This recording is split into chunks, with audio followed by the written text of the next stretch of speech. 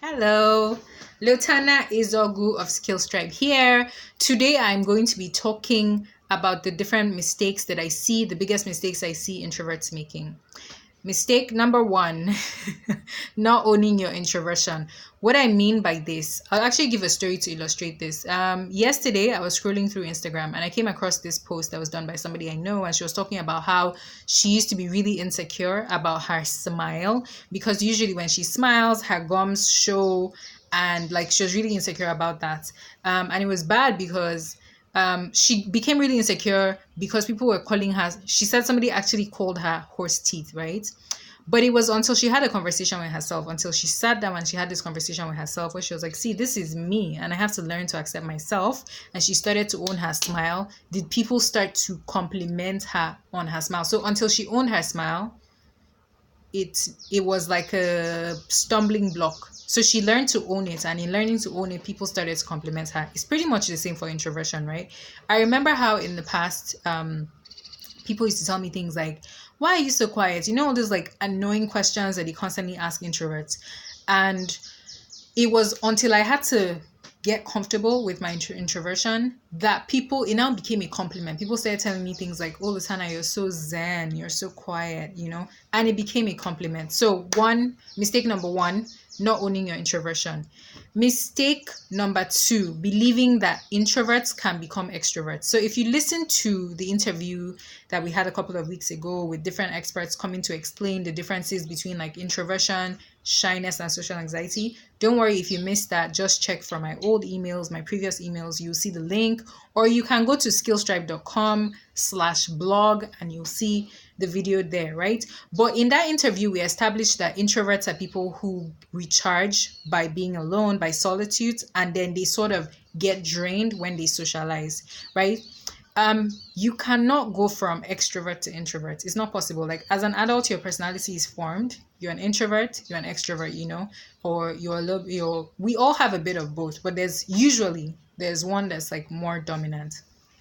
So for people like me, there are people who are social introverts. I mean, social introverts. And what that usually means is that we sort of hacked introversion. We figured out a way to socialize with people without being drained so much. And don't worry, over the course of the next couple of weeks, months, I'll talk about that in detail.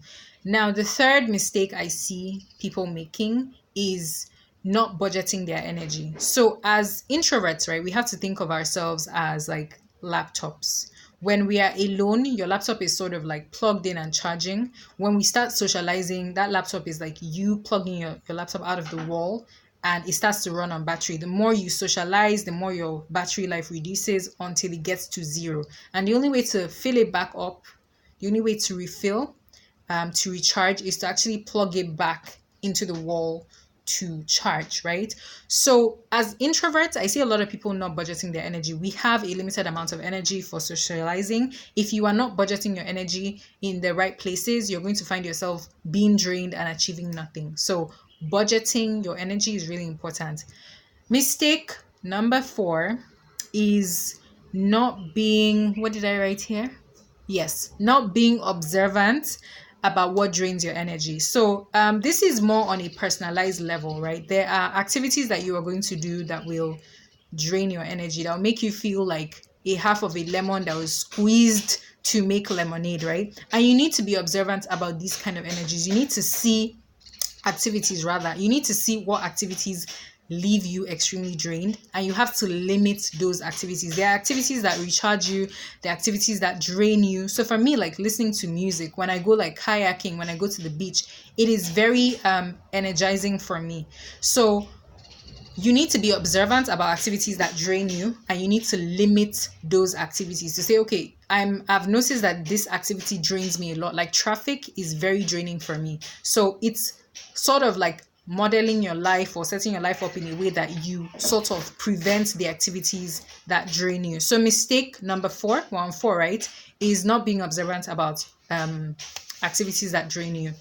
Now, number 5, Yes, getting into the habit of, yeah, I sort of have a list so I don't forget. Getting into the habit of staying indoors all the time. So, one mistake I see introverts making, yes, we're introverts, we love our alone time.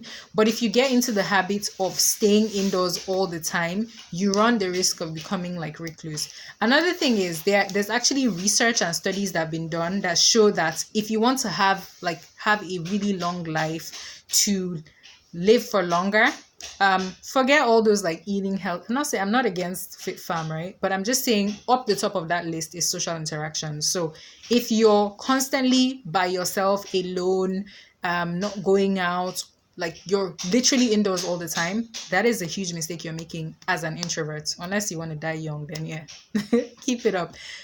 Mistake number what now? 6 is focusing only on the negatives. So obviously everything has its positives and its negatives, right?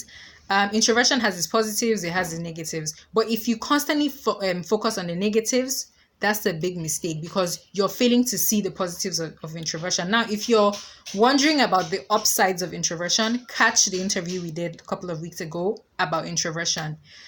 Yes, next mistake, putting yourself in non-ideal work situations or like having the wrong career path. As introverts, there are certain kinds of careers that you should have. As extroverts, there are certain kind of career paths that you should follow. If you're in a place where you constantly have to socialize as an introvert, that is a huge mistake, right? So we need to be careful about the kind of work we do to make sure that we are not putting ourselves in a like work environment that goes against our nature. I remember working in a place where there was like so much social interaction, there was no space. It's just no space. Sometimes I just used to feel like, oh, can I just go to the restroom to just be quiet? So that's a mistake I see people doing, not like crafting their careers around their personality. This was also covered in the introversion interview. Now, the last mistake I see introverts making is thinking that introverts cannot be great networkers. I'll just give like a simple story, right? There are a lot of famous networkers. I think Denzel Washington is actually like an introvert that is a like really good networker. But I'll just give you guys an illustration. If there are two bakers and one of them can bake 10 cakes a week, right? And one of them can bake like 5 mouth-watering, taste bud sizzling, delicious cakes a week, right? It doesn't make any one of them any better. Like just because you can bake 5 amazing cakes in a week versus 10 cakes, you're still a great baker. So it's usually quality over quantity for introverts. But yes, introverts can make amazing networkers, as I have illustrated in today's email. I hope you actually read the story in the email.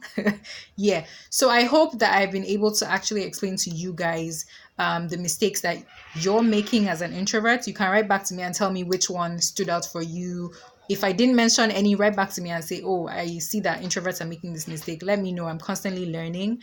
Yeah, so these are the mistakes I keep seeing. Next week, the email I'm sending next week, I will talk about how to counter these mistakes. So like, how do you figure out what activities drain you? How do you figure out how to budget your energy? Those kind of things. Like basically just going into how we can avoid making these mistakes. Yeah. So have a lovely weekend, guys. Bye.